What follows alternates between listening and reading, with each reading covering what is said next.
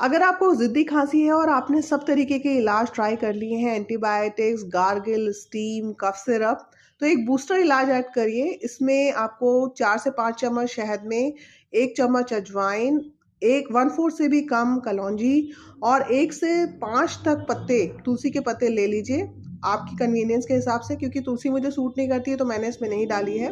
और इसको 3 डोज़ में बाँट लीजिए।